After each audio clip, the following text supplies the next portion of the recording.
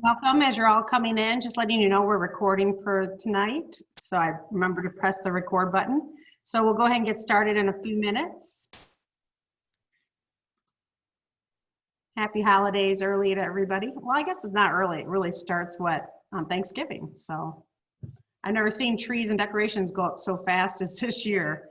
Everybody wanted to get them up and finish out this year.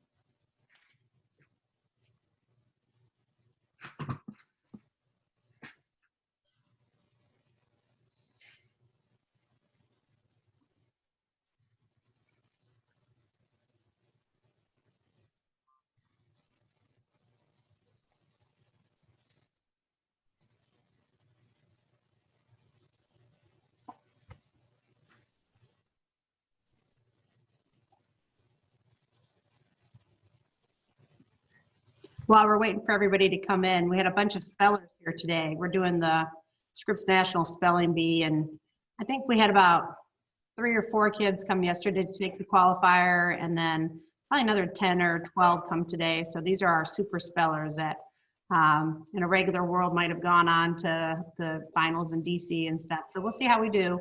So they took a qualifier today, and then we'll take the top 10 from the qualifier and do like some kind of spelling bee in January. So maybe we'll record it or something so everybody can see. But we're trying our best to fill in the gaps on those things that we would typically do, and how can we do them now in the virtual world, or do them with safety procedures in place. And I know our ASB right now is hard at work at trying to find ways to do more spirit days and to get messages of holiday good cheer to kids.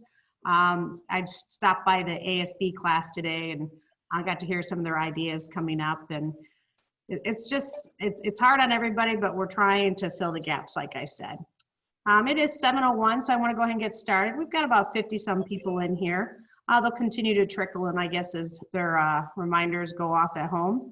And what did we ever do before Alexa, right? Like cooking Thanksgiving dinner with Alexa is amazing because you can pace everything out and do your reminders, preheat the oven, put in the turkey. So Alexa is probably ringing all over people's houses and reminding them they've got a meeting tonight. It is December 9th, and let's go ahead and get started. So I hope to be done by 8 o'clock tonight, maybe a little bit earlier.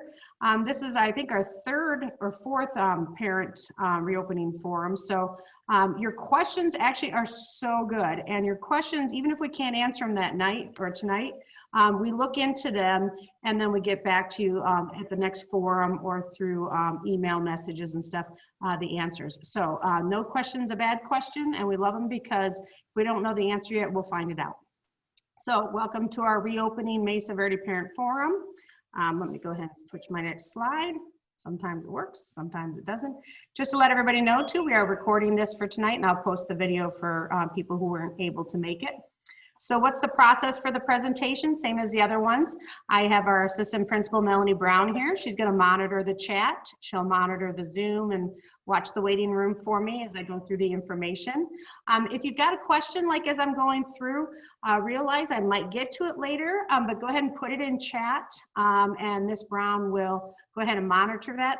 And then I'll kind of stop after each slide. But if I know I'm going to cover a question later and Mrs. Brown knows what's coming, she might not post your question right then to me, okay? Not to be rude, but we know we're going to answer it later. We'll skip it for now. Next one is, so virtual learning in the reopening, what does it look like? Virtual students continue in their current schedule. They'll have their teachers. They'll have their virtual classes. We are going from 5 days a week to 4 days a week with Zoom classes. That 5th day is going to become an independent work day for all students. That's district-wide. I know parents have expressed concern about that. Is it going to equal the academic rigor of the regular classes? How do we verify kids are doing work? That's all a challenge for our teachers. They know about it, and we'll go ahead and set up good assignments that are related to what the kids are doing the rest of the week. There will be accountability for that. And we are doing it district-wide, so we're having conversations about what the expectations of the students are and how we go ahead and keep them accountable. And the number one reason, really, if you're choosing DLA, I've got the survey open. We've had about 160 responses so far since I posted it a week ago.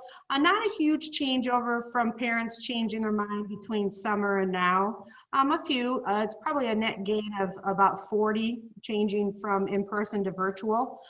Your number one reason for choosing virtual right now really should be concerns about safety guidelines, the COVID pandemic. We, of course, are going to adhere to the Poway safety guidelines, but it's not always possible, of course, to keep kids 6 feet apart. We'll do our best, but they are children.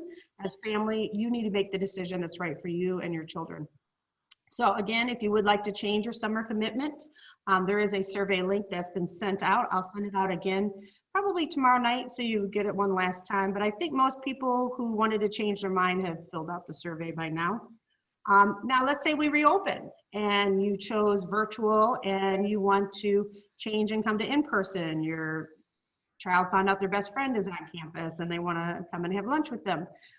So can you change after the fact? Coming from virtual to in-person is going to be based on a space of availability, of course. We can't overload our classes because we want to keep kids spread out. But the other way to go from in-person to virtual, that should be pretty seamless. And we see that maybe happening. Right now we have it happening when people might have had a contact over Thanksgiving and they want to quarantine as a family for 14 days. So kids who might have been coming to campus for some extra help are staying home for 14 days. So realize that there is some flexibility in this whole system, and I was just talking to Melanie and Dennis about it today. That's our main goal, is to be as flexible as possible for the families and support you, because this is hard enough on you. If it means us taking some extra work on to rearrange some things, we'll do that. We just can't overload our classes. That's our number one thing. That would be the reason for saying no to somebody to move from virtual to in-person, okay? This came up a couple times, and I want to let you know I'm already working with ASB on this. Will we have some kind of orientation for 6th graders? We did do some videos before school started for our 6th graders, and I know our 6th grade teachers went over the school handbook with them and went over rules and just, you know, some general Eagle spirit things and Eagle rules. But we do want to do something where the kids who are going to be coming physically to campus, we do want to do like a short tour, some kind of fun activities. So right now we're planning that for January 15th, which is the Friday before we're going to reopen. That again, I'll go over it a little bit, but we are going to start those Friday asynchronous days in our new schedule on January 4th. So it gives us those 2 weeks to get used to the schedule. So that way they wouldn't be missing regular class time. They would do their asynchronous or independent work after the tour and stuff.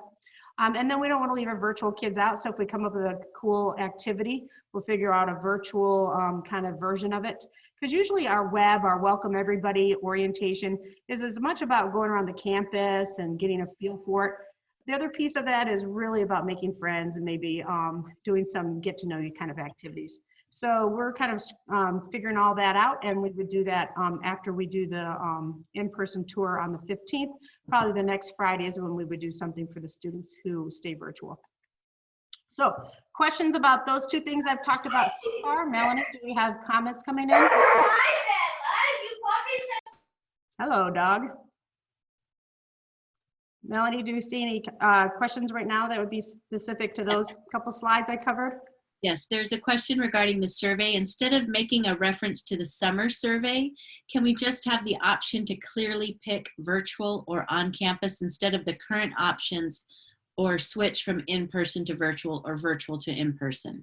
If somebody doesn't remember what they put like on their summer commitment, First of all, we defaulted. So if somebody didn't fill out the summer survey that the district did, people were defaulted for on-campus instruction.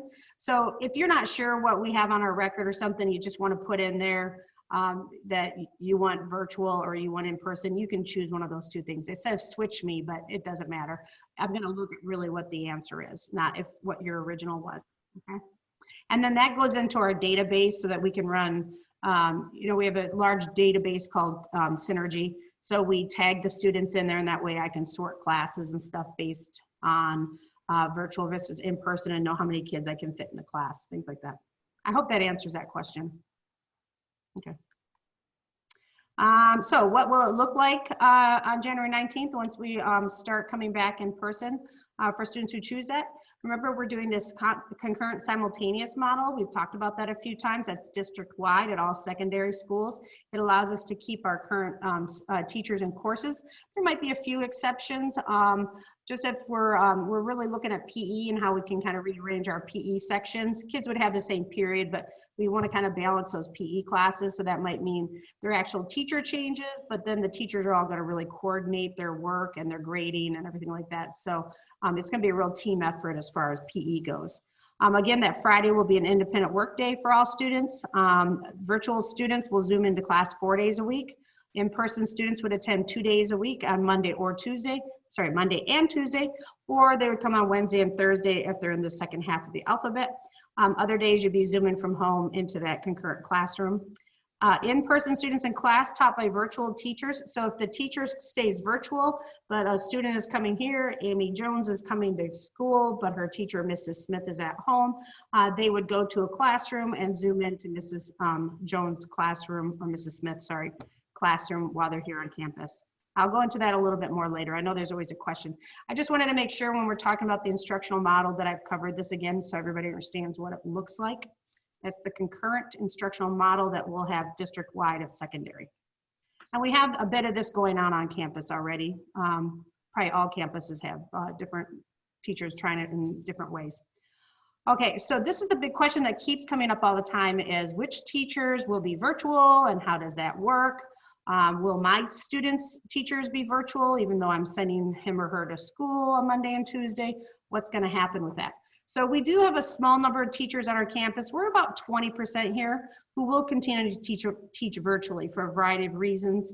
And so while you might want to know which teachers are going to remain virtual, we're not sharing that information at this time. And the reason why is it could change easily. Like just last week, I had one move from virtual to in-person and another one. So those things could change. So I don't want you to make a big decision about if you're going to still feel good about sending your kid to school based on how many of their teachers might be virtual, because that could change even once we start. You could start on January 19th and all the teachers are in person, but then something happens either due to quarantine or it happens due to the teacher's personal needs. Something could happen and that teacher could end up virtual while your student still comes to campus. So those things are going to really be flexible. And so keep in mind, if you're choosing on campus, you're choosing it for a reason. And I don't want you to just get caught up too much in how many of the teachers might be virtual because it could really vary. So if a student has a virtual teacher's class, but the student is here on campus, then they Zoom into the class while supervised by staff here at Mesa Verde.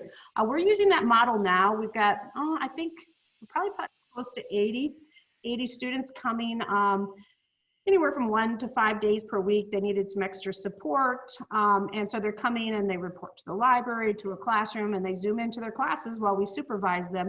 And we're finding that it's still very effective. It's very quiet in there because they all have headphones on. But we're finding that the students who do that, they have improved grades and they feel connected to the school. And they're coming for a variety of reasons. It's not all just academic.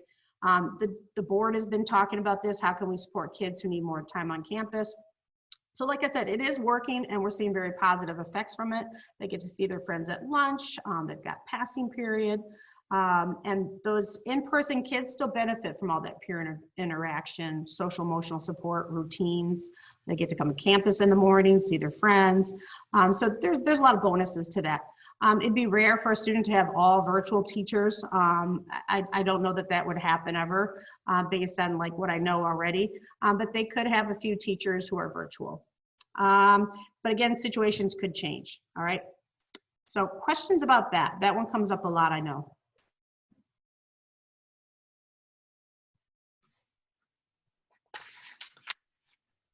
Nope, all right. Okay, so what's the schedule gonna look like that begins? We're gonna go ahead and begin it on January 4th. And the reason why is because we are kind of shifting our periods. We've been starting at 9:30 on a Monday. The kids have been doing all periods on Monday. So that all periods day is gonna go away and become the Friday that they'll still do all their periods. They'll have work posted by all their teachers, but that's an asynchronous. They're not gonna have to log in and change from class to class to class every 35 minutes. So Mondays are going to start with odd periods and they'll be blocked. So they'll go to their 1, 3, say 4, 5, and then 7, and then Tuesdays even periods. So you can see if your last name A through L, you'll be here on Mondays and Tuesdays, and group M through Z would be Wednesday, Thursday. That survey again gives you the chance, let's say that this just doesn't work for your family, either through carpooling or work schedules or something, and you'd really rather be on the other 2 days, even though your first name is Adams. Go ahead and fill out that survey and we'll see what we can do for you, okay? We are gonna try to make that work. The only caveat would be as if it's pushing the numbers of kids in person too high in that classroom. So we'll look at that really closely. And then we're gonna do this, even though we'll be on the virtual schedule just like we are now for those first 2 weeks, we really wanna get everything adjusted because the teachers also have to change their titles of their courses in Canvas, and we kinda wanna work out those kinks. So that way, then when we start on the 19th with kids coming in person, Canvas is up to date with the new schedule, and we've been practicing it a little bit, okay? So that gives us these 2 Fridays also, January, I think it's January 8th and January 15th, for us to be able to do that 6th grade orientation on one of those days, for us also to do some of our equity work that the district is behind this year, and then also give teachers a chance to train on how to do the concurrent model and get a little bit more skills in that before we jump in on the 19th with kids sitting in their classroom while they're teaching that concurrent model. So we'll send this out too. Don't feel like you have to take a screenshot or anything. I'll send all this out. It'll be on our website. And I'll do a call out on Sunday, January 3rd, reminding everybody to get up the next morning, and school starts at 8:30 with their first period class. So we'll put out a reminder and things like that. So there's a second part of this is, what's the schedule gonna look like? It'll be similar to our current block schedule where you've got, this is what we have going on right now. There might be a few mistakes in here. I just wanted to show it to you. With office hours at the end of the day. And then right now we're waiting on transportation to find out what time they're gonna actually pick up. And so transportation might be picking up sometime between, it could be as early as 2:10, but it could be as late as like maybe 3. And so we're waiting on that to know what time, and then we might shrink down our passing periods a little bit so it's not 10 minutes. So we're playing with that a little bit, but kids who walk home or get a ride home and they're here on campus would be able to leave after 7th or 8th period. They wouldn't stay for office hours. Office hours we're gonna use for the kids who are at home virtually. Now let's say somebody gets home, they walk home and they're home by like 2:15 and they wanna Zoom into office hours, that's fine too. But we're not gonna have them stay in the classrooms and do the office hours with the teachers. So they will leave campus and go home and do the office hours. Or if they're waiting for their bus, we're gonna set up spaces for the kids waiting for their bus if it doesn't come right away. And those kids would be able to access on their Chromebooks the office hours, okay? So that means, and why are we doing it that way? It's just for, we wanna give a chance, because right now office hours are kind of supporting the virtual program in the sense that kids don't have that opportunity to maybe talk one-on-one with a teacher just quickly and easily. And so if you're sitting in a classroom with that teacher and you're not quite understanding anything, you don't necessarily have to make an appointment to come back later. You could just ask the teacher real quick at passing period or something and get that feedback. You don't necessarily need to go on office hours that day. So I think that answers that. So that's kind of the schedule question. So I went over this one that we're gonna start it on January 4th, and that's really across the district too, are gonna start this new schedule, those first 2 weeks of January for us to kind of get the kinks worked out. So we're ready to go on the 19th. And it'll look very similar to this with maybe just slightly different periods. And if you're like me as a parent, I don't have my kid's schedule memorized. I know kind of which periods he has, in the morning and afternoon, but the kids and the teachers, that 9:45 means a lot to them. For parents, we'll adjust this, and the teachers and the kids will know, and we'll post it online. You guys been making it? Questions? Thanks, Anna. She only. Melanie, do we have any posted questions? Yes, there. One of the questions is, why are we losing instructional time on Friday? And will there be office hours or a way for students to reach their teachers on Fridays? So we're still, two questions on that one. So when they were looking at this concurrent model, since they started looking at it in really, I'd say in late September at the district level, and was it the best model to go with? One of the questions was, we knew we would want to do a block schedule, and doing a block schedule without a fifth day of something else gets really complicated, because you can't have a block schedule necessarily flow over 2 weeks. Because in this case, if we didn't have the Friday like this, that it would be Monday, Tuesday, Wednesday, Thursday, and then Friday would be an odd day again, and then the next week, and then for busing, it'd be very complicated and stuff. So why not just do Friday all periods, people might ask. So the district really decided that that asynchronous day on Friday for students gives them a break from being on the Zoom all the time, and the teachers are really committed to posting meaningful work that's connected with the rest of the thing. It'd be that practice and apply type of work, not new learning. And they feel like it can be very effective, and it gives us time then to work with the staff and give them time to really prep and plan for these other days. That the current model is going to be a challenge for teachers, and they need that support and that time and that training. And that's very difficult to eke out in a regular school day. We're excited because we can also use it for different things, right? Like, so like our spelling bee can be on that Friday, and kids are not going to miss class. So I'm thinking of that Friday as a really great time to do some of these maybe activities that we have not been able to really figure out as a school, how to keep these going, right? So I know that a lot of people don't feel like it's the ideal, but I do know like the all period days has been really challenging for both the kids and teachers to switch every 35 minutes.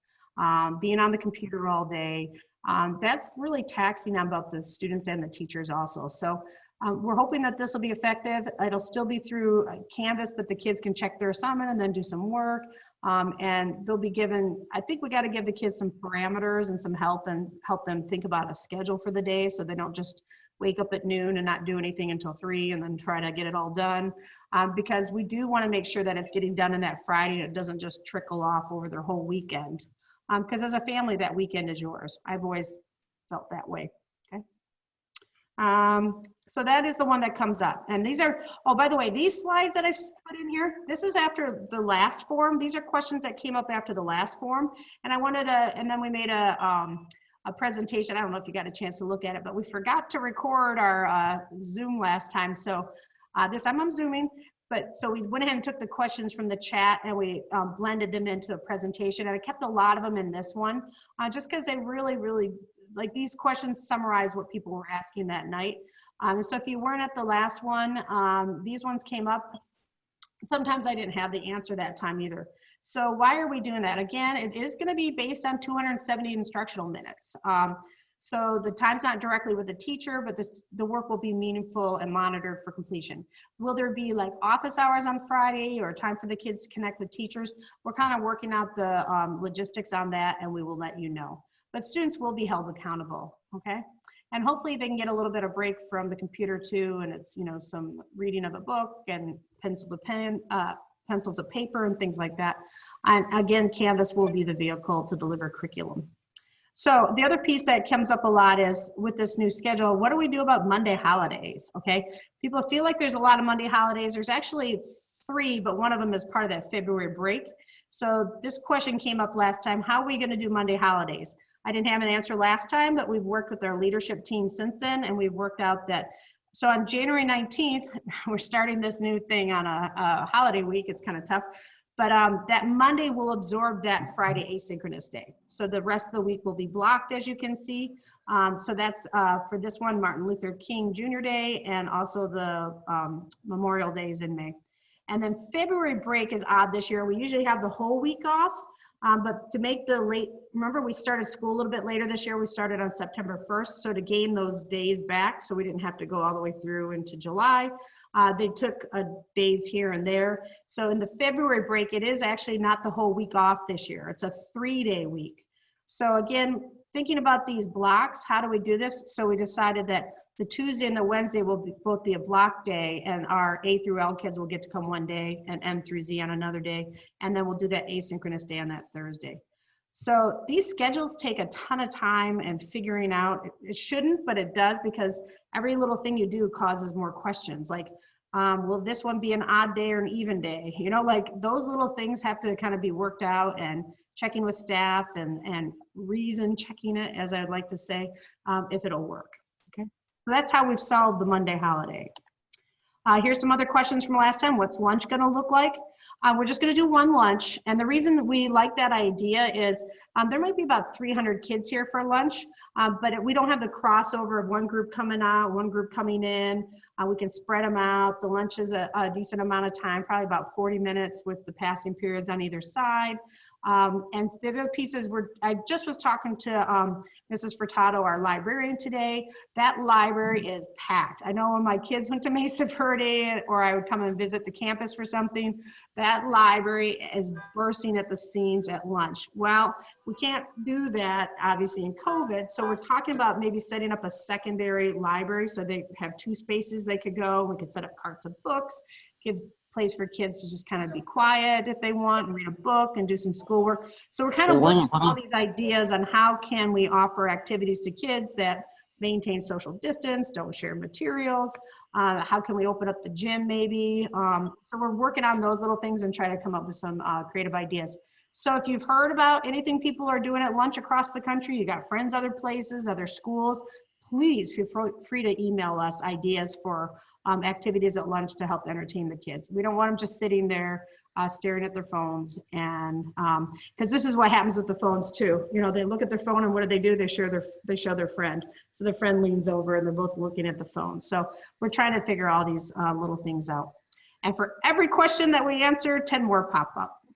I've answered this question already. Are on-campus students going to go to office hours in person? Again, no. We're going to keep that primarily for virtual, whether the kids get home and log in, or they probably won't need the office hours that day because they were in the classroom. So we are going to primarily keep those virtual. Okay.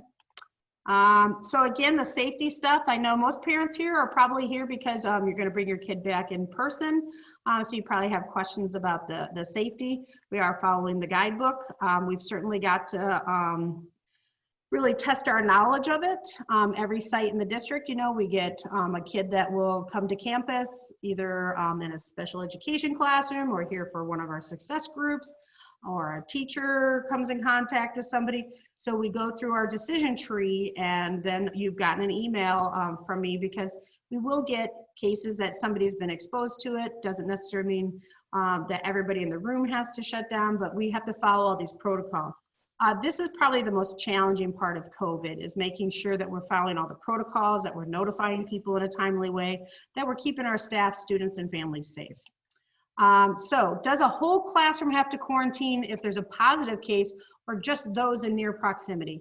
So that's something that we've been working on in the elementary schools. So really it's close proximity. And what that means is if you're in a classroom and you sit next to somebody and they're less than 6 feet away, with or without mask, with or without dividers, if they're less than 6 feet away and student A gets a positive COVID test, then the other students that sat within 6 feet of them would have to quarantine, okay? So that's the kind of our guideline. And we were just talking about this as a staff too. How do we always try to maintain that 6 foot distance? Because that 6 foot is the, when we're doing meetings and stuff, and in the classrooms, how we can maintain that 6 feet as much as possible. We're hoping, though, we know kids can't always stay 6 feet apart, like when they're in the hallways and stuff, but it's really that 15 minutes or more cumulative time in a 24-hour period. So going past a couple students, you know, within under 6 feet in the hallway here and there, we're not as concerned about that as trying to maintain that 6 feet in the classroom.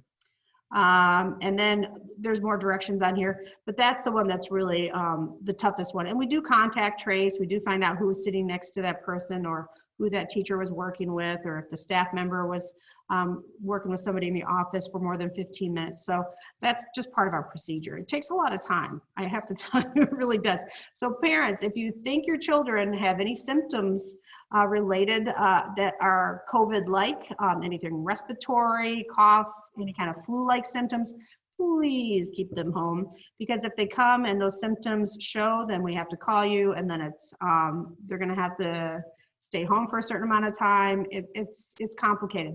So this is all really based on trust. We trust teachers and staff to stay home if they're sick, and we trust parents to keep their students home if they're sick. The nice thing about this concurrent model, remember, is that we can flex.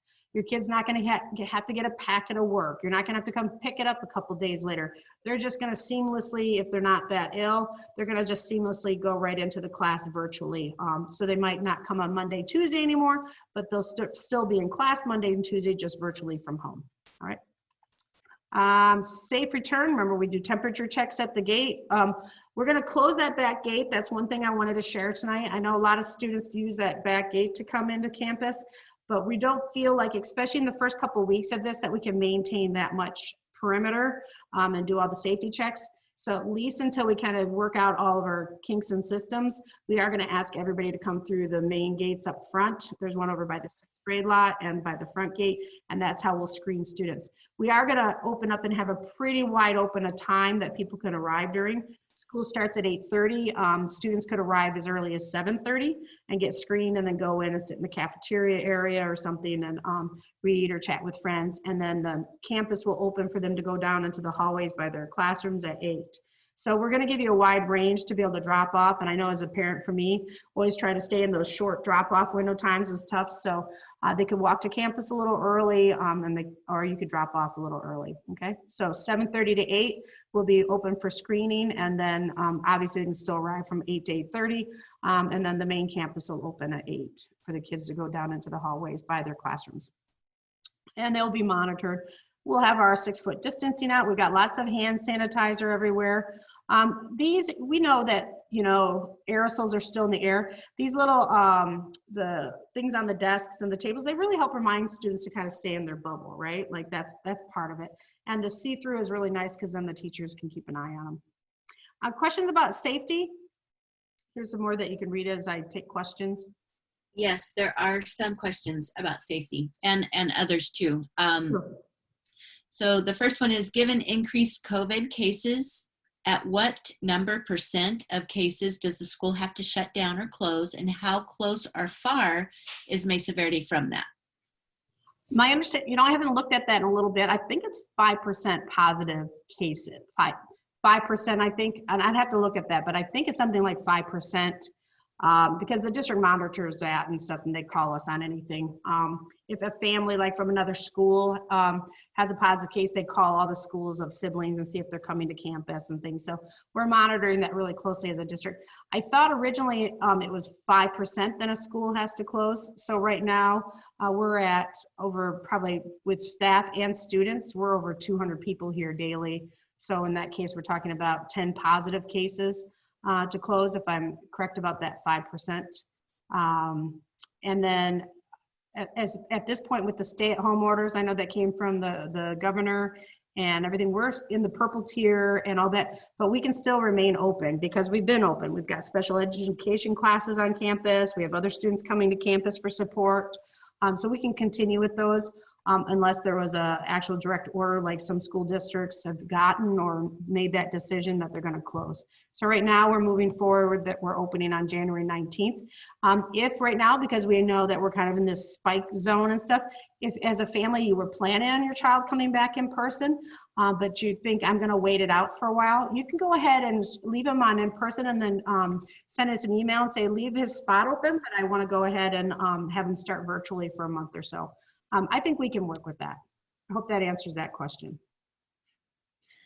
Another safety question. I'm going to give you 2 safety questions, Ms. Donnelly, and then I'm going to go back to a schedule question that they have. Sure. So another safety question is, if kids are all attending lunch together, how do we know who would need to be quarantined? Yeah, so that one, again, we're going to monitor and keep the kids, remind them to stay 6 feet apart as much as possible. So let's say a child did end up becoming positive, we would, as part of the contact tracing, we'd ask them who they eat lunch with. And then we would find out if they were sitting less than 6 feet apart, and then that child would get notification too that they were in contact. Hallways, like I said, it's kind of a passing thing. It's almost impossible to monitor that, and there's no reason that they would be together in the hallways because from that amount of time. So again, lunch is the trickiest one, and we're thinking about all those logistics right now, like waiting in line to pick up their lunch. We don't want them waiting in line for a long time because that's, even with 6 feet apart, you know, kids will move around. But that's what we're thinking, is it would become a question for the students. Who do they eat lunch with, and do they feel like it was less than 6 feet? And we would obviously err on the side of caution on that one if we think it was under 6 feet for more than 15 minutes.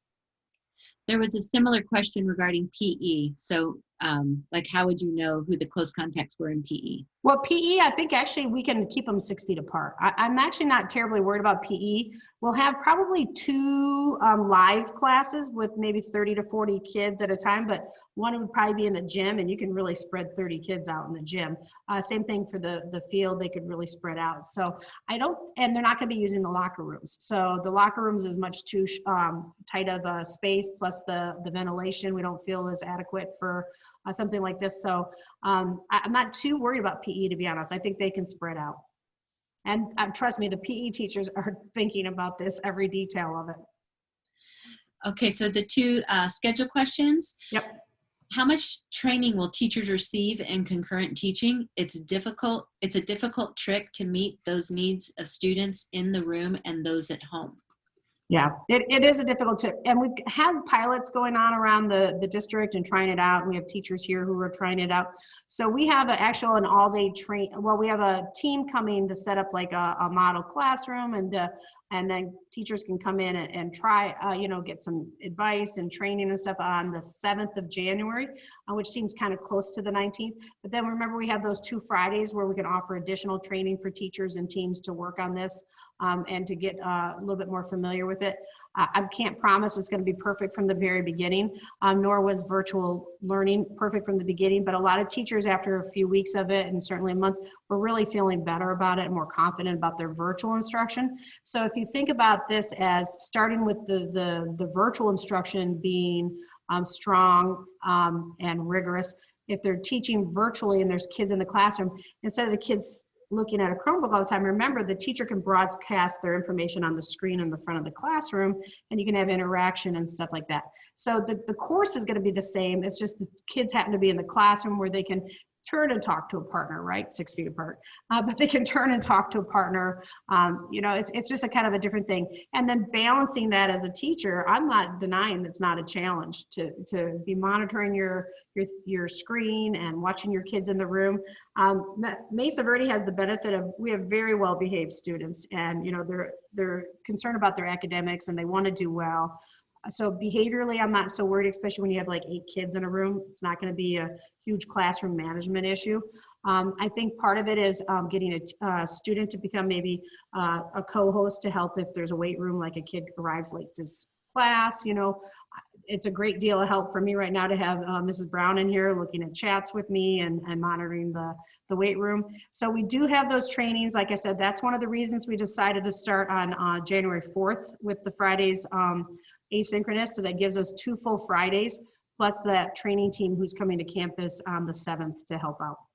And it might not be perfect to begin with, and then we'll add more trainings, right? And that's where those Fridays come in, is for additional training. You try it for a week or 2 and you're like, this is just not working, I need help. And so then we can get help for that. Okay. Another question? There's a question about, will homework be limited during the week due to the model on Friday? That's a good question too. I think we're waiting on, we haven't discussed it a lot. Right now, we've really been trying to keep the homework down because we know, and any of us who are working a lot on a monitor, it's much more taxing on us. It's physically exhausting to sit at a monitor all day. I'm much more tired doing this on my computer all day than I am doing 10,000 steps walking around a campus and interacting with people in person. So we knew that coming into the virtual learning at the beginning of the year, and that's why as a district we really said homework really should be minimal. We're trying to keep the work within the instructional day. We're still going to have kids virtually though, 4 days a week. I don't see us adding a lot of homework probably on those 4 days, but realize that things that they need to get done on Friday and stuff like that, they've got that day. And I don't know, each teacher would be a little bit different about when the Friday things are due, you know, end of the day, or maybe they get until Sunday night, or maybe it's a 1 week thing. That's going to vary a little bit, but it's a good question, and I'm going to make a note of it that we do want to confirm as a staff what our, I have a staff meeting next week. We'll talk a little bit about homework and expectations of homework in the new model, okay? Other questions, Mrs. Brown? There is another safety, two more safety questions that came in. I've heard from kids that the bathrooms often don't have soap. Are you planning to make sure there's soap in the bathrooms now? I don't, you know, they do check that for soap. I don't know why I'm hearing that, because I've checked it too after that. So I don't know if it's a one time it wasn't, and then that's constantly thought of, but I don't know if maybe the soap dispenser is jamming or something like that. But yeah, that is something we would check daily. And then we'll have hand sanitizer outside of in the hallways and stuff like that. So if the soap didn't work at some point, they could do that. And that's true now too. If they came out of the restroom and the for some reason something happened with the soap, or that we've got hand sanitizer in a lot of places. It's not as ideal, I know, as soap and water, but we do have hand sanitizer. And PE was talking about that too. You know, how do we do PE? They've already thinking that when the kids come to PE, they're automatically going to use hand sanitizer before they start. So we're looking at that, but I will double check on the soap in the restrooms. Other questions? Will there be any screening if students are participating in multiple extracurricular activities outside of school? Meaning like a student is involved in a lot of things like sports and stuff, would we screen them more? Or whoever's asking that, you can go ahead and unmute and ask that question. I want to make sure I answer, understand it clearly.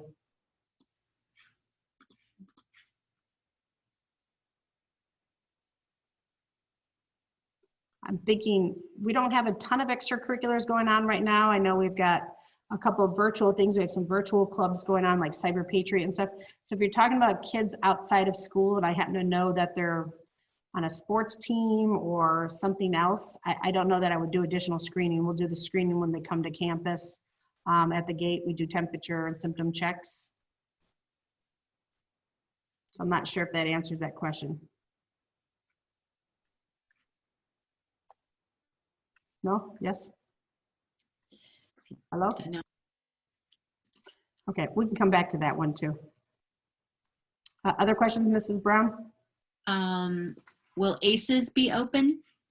Right now, we're thinking ACEs is going to probably still be part of our instructional day. That's how we're using them right now. They're supporting the kids who are doing virtual learning, but on campus. So we're working that out, but I can see that we'll probably, it might be for a shorter period of time that we could offer some ACEs support, but I don't think it's going to be until like 6:30 like it's been in the past.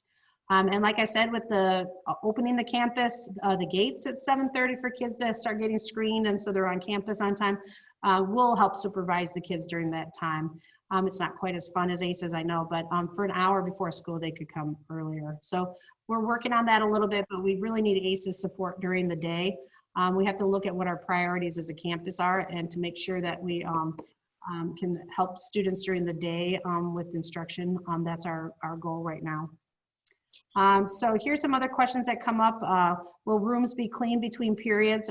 No. The periods, there's only going to be 4 periods a day. You'll have like period 1, period 3, and then 4, 5, and then 7. So there's 3 times in between. You know, that's a pretty short period of time, and teachers need to, you know, be able to chat with students, set up for the next class, maybe run to the restroom and stuff. So to expect teachers to be able to clean the rooms between every class is not reasonable. And so somebody did ask if parents could volunteer to come in and help wipe down desks and stuff in between, and I found out the answer to that is yes. So if you're a parent and you feel like you'd like to come on campus and help disinfect in between, you can do that. And I'd say double check with our office to see if you're on our volunteer list. We will probably be reaching out to volunteers in general. It's kind of at the end of my presentation. I'll come back to that. Some other questions that have come up from other presentations are what personal protective equipment is provided. We have the air purifiers going, hand sanitizers. We have those partitions that I showed you a picture of. We have disinfecting wipes. and we have UV wands. And then our HVAC system has been upgraded to level 3, I think is how, and our HVAC pulls in fresh air. Can they bring their own disinfecting wipes, students? No. California is very strict on what chemicals can be used in campuses. They cannot bring their own disinfecting wipes. It leaves certain chemicals and things on the desks and surfaces. They can have their own hand sanitizer though. Okay. And certainly a student could bring gloves and wear gloves at their desk and then take off the gloves at the end. And here's PE, the questions. They're not going to use the locker rooms, like I said. I've talked about most of this already. Only 2 groups of in-person students at about maybe 30, 40 each one on a given day. And then rainy days, we have the gym and fitness lab. And then we're actually meeting with the county again on best practices for PE during COVID. And so what we're really trying to do though is trying to teach PE concurrently. Can you imagine trying to do that on the field with bad Wi-Fi? We got to spread kids out. How do you do all that? So we're really thinking we're going to remix the kids and put them in virtual groups and in-person groups. And so the kids who come on campus for their 2 days would be in an in-person group only. They wouldn't be doing concurrent PE.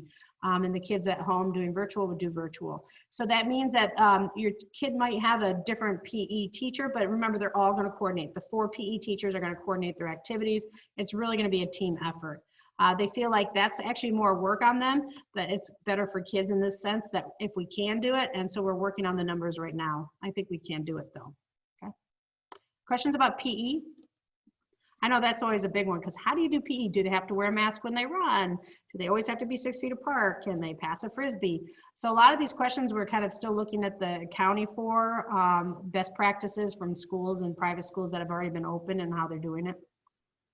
There's no questions that have come up from PE, but there's quite a few questions about sanitizing wipes. Okay.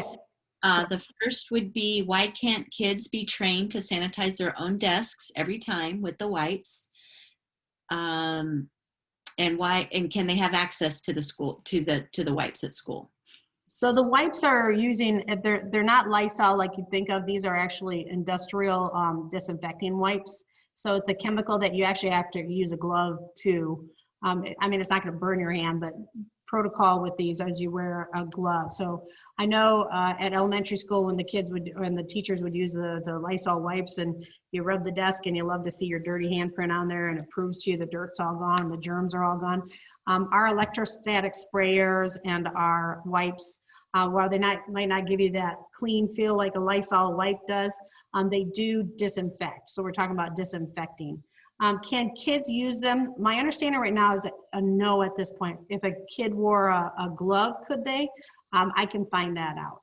So would they take a wipe, you know, when they come in and they're responsible for wiping down, or is it the kid leaving wipes down? Let me look into that a little bit, okay?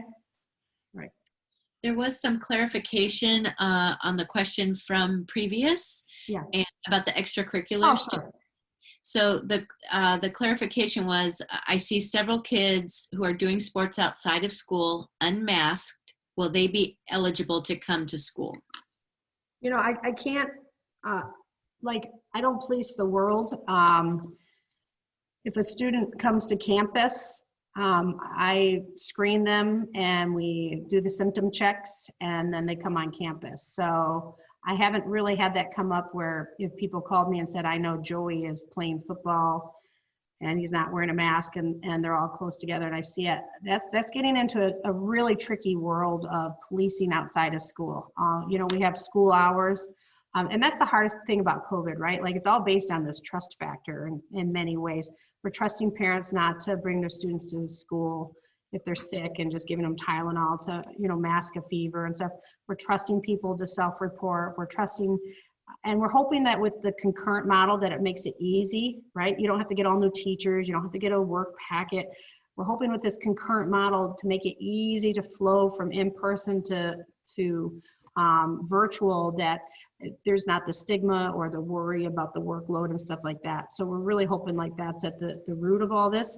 Me monitoring outside of campus, you're getting into a tricky area that I haven't heard anything about that at all. I'll ask the question a little bit, but really schools are responsible from door to door. You know, when they leave their house and get here until they get home, we're responsible for that period of time.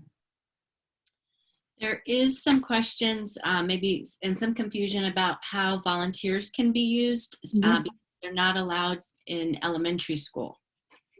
Well, not on campus. So I asked the question about wiping down the desks, and then I got an answer that was yes. So it's not necessarily being in the classroom, helping with packets and, you know, reading groups and things like that. So this would be those parents who want to come and help wipe down. And at the gate, I believe we can use parents to help, you know, keep kids from, you know, bunching up, and hey, can you help physically distance, things like that. That's my understanding is how we can use volunteers. It wouldn't be in the classroom with, you know, supporting the teacher in materials or anything like that. So the question about asking if parents could wipe down the desks, I think that's the most worrisome thing about all this, right?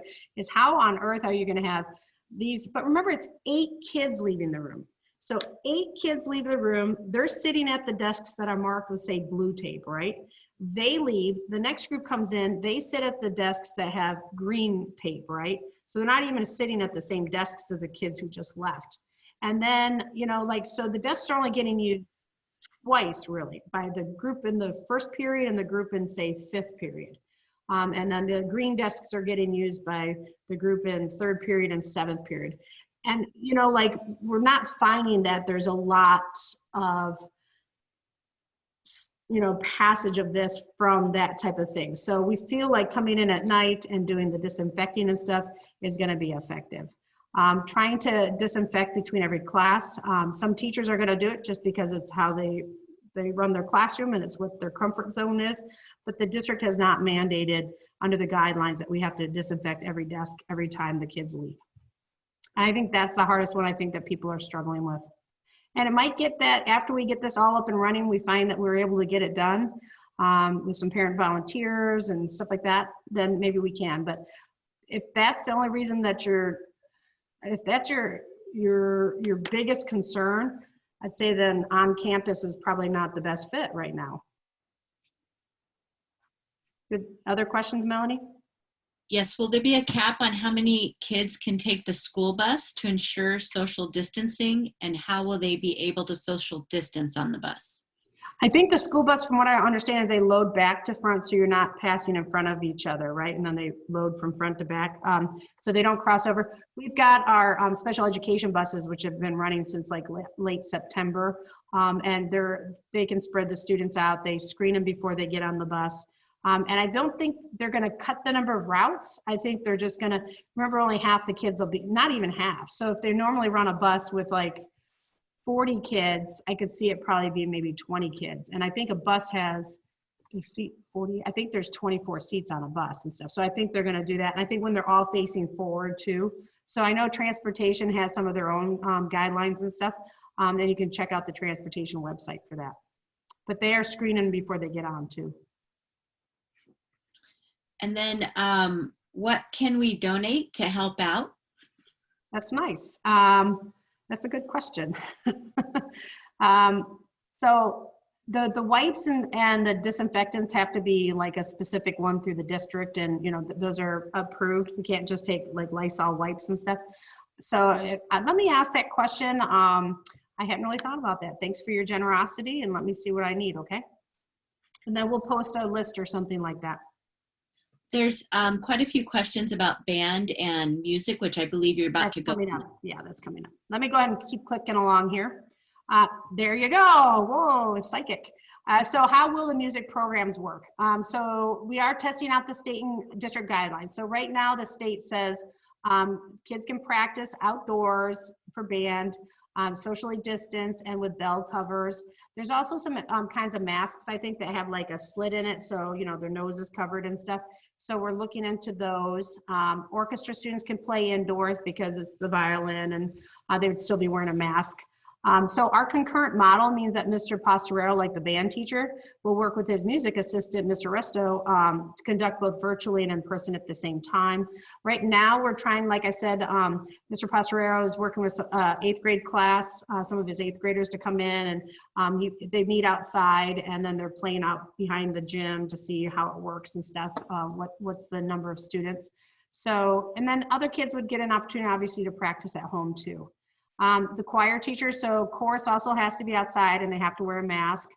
So that's Mrs. Milling. So they're gonna flex and they're gonna work with the guidelines. And it might be that they do, on campus, they do more of the music appreciation and the theory and the things like that, but then at home, the kids practice their instruments. So I can see a shift happening a little. I know that Mrs. Milling's been talking about it in that way. So they're really kind of looking at different options. This is all they think about. You got to remember, like an orchestra teacher, that's her life. So how is this going to work and what does she want to do? That's what they're spending a lot of time on. Mr. Pastor and I talk about it a lot. I think we were the first middle school to go ahead and bring some students on to start practicing. That's just been a couple times now. And I have to say, we were so bummed. We had our parade of lights all planned, and we got word that due to the new stay-at-home orders, we can't do it. So the band kids were going to play outdoors, spread apart, music as cars drove through. So I got to send out an email to parents this week, but really bummed about that. We thought that'd be a fun, safe thing, but with the stay-at-home orders, we can't put on any events that are inviting people to basically leave their house. Okay. So that's the band. I think, do I have this other one? So the one that came up last time was a good question. Why not put band in the gym where they can spread out, right? The reason is we need the gym for PE, and then the guidelines say that they have to be outdoors to play. And what's a bell cover? It's like a neoprene cover that goes over the bell to help keep the spittle in, okay? And like I said, they're also coming with these new masks and stuff. Something about flutes. The flute can put it's a mask, I think, with a little bit more room, so the flute can put the mouthpiece underneath the mask. Other ones come with like a split. People are committed to figuring this out. That's the kind of the band and music questions. Were there other ones that didn't get answered, Mrs. Brown? There was a question about, will we have the opportunity to change our preference? So I think again about the survey, maybe cover that again. Yeah. So I'll go over it at the end, yeah. Okay. Okay. Okay, so the big answer is, there it is. So will I resurvey parents? We are right now. I sent it out last Thursday. It's open until Friday. I can't go much longer than that because I really need now to dig into the numbers and figure out who's coming on campus and which teachers are virtual and figure all that out. So if you are thinking about changing, if you're fine with, you said in person back in the summer and you're leaving it in person, no reason to fill out the survey. Will they get new teachers? No. The only thing is, like, we're looking at PE, like I said, kind of doing some mixing and matching to keep them in trying to get them into all virtual or all person. And you might ask, why don't you do that school-wide? It's very complicated. All right, so do parents get to choose which days if you're assigned to a Monday, Tuesday, or Wednesday, Thursday? We'll try. Go ahead and fill out that survey, like I said, and if we can make it work. The reasons I'm getting are mostly, carpool or work schedules, things like that, so we can work around that. I'm not getting a huge number, so I'm hoping I can help, okay? That's my goal on that one. So that's the survey. So then this would be the open opportunity to ask questions that are still lingering. I might not have the answers right now, but again, this really helps us know what we need to find out and get back to you on, okay? Your questions really usually open up a can of worms that we haven't opened yet, and we don't mind because we'd rather know these ahead of time and figure it out, okay? So if you have something to put in chat, and Melanie, if we have questions, you can have them unmute too, that's fine. There is another question about, can we have the staff and students take a COVID test 2 weeks before school starts in person? I can't mandate any testing, to be honest. So even if somebody is symptomatic and we send them home, we can ask them to test, but if they don't, then they just don't come for 14 days. So, we do have privacy laws and things. I do know that the district right now, there is a North County place at a drive-through at Del Mar where public educators can go and get a test. And I know the district is working on something right now. I don't know that they're ready to roll out, but with some regular testing for staff. so we get tested regularly. I can't mandate that students get tested though.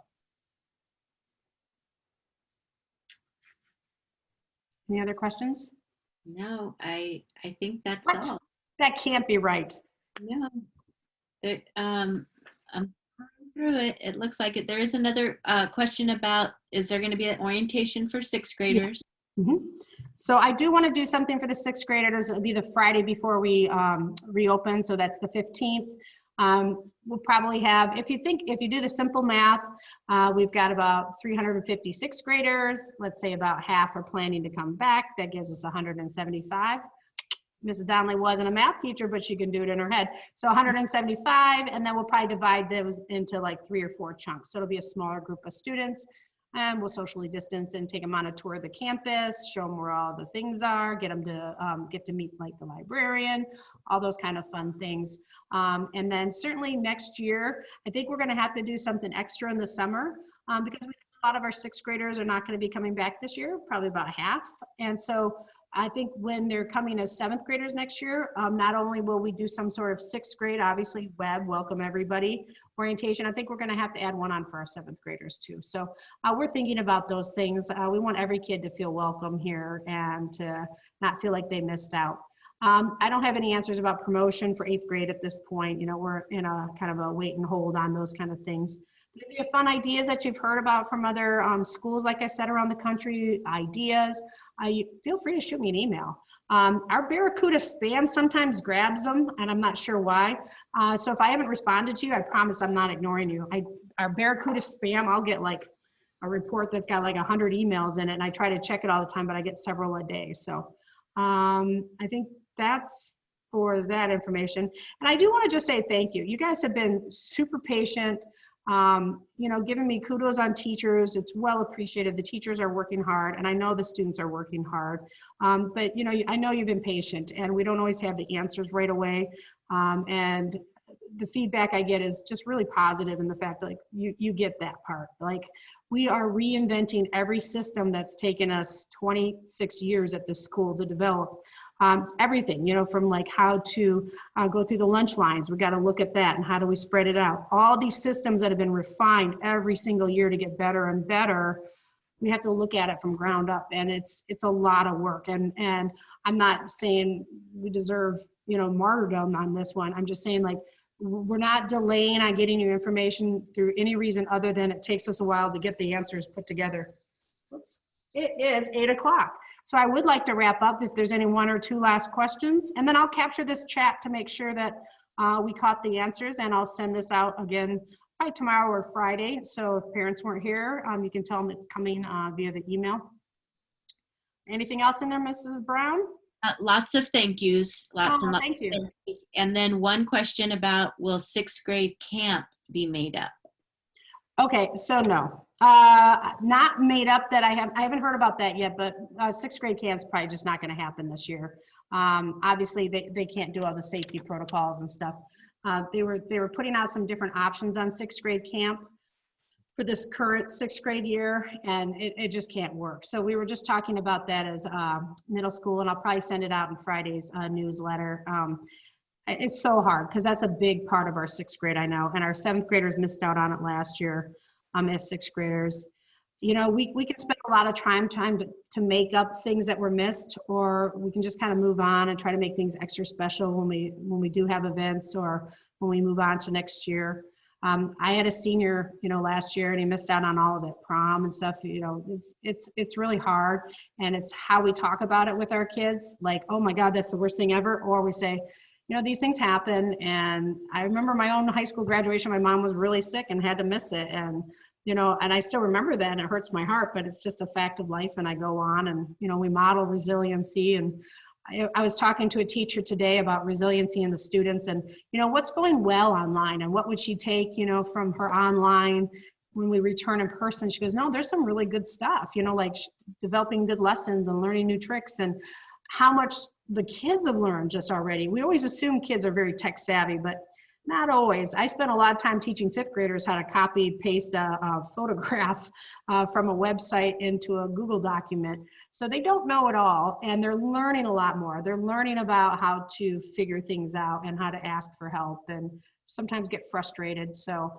hopefully as we come through all this, we know the kids are learning, and we know it's not the same. Nothing's the same as being on campus, but we know they're learning, they're making gains. It's hard, and we just got to kind of model that resiliency. So I know we'd like to make up every event. I don't know that we can, but it's a good question. It's a good question about sixth grade camp. Okay. I do need to wrap up. I have a foundation meeting. Probably some of my foundation people are in here right now. So thank you, everybody. Have a great night. Information will come out in the newsletter and stuff, of course. Nice seeing your faces, a few of you. A lot of cute images out there. Timothy, Beck, I love yours. That's very cute. All right, everybody, have a great night. Thank you.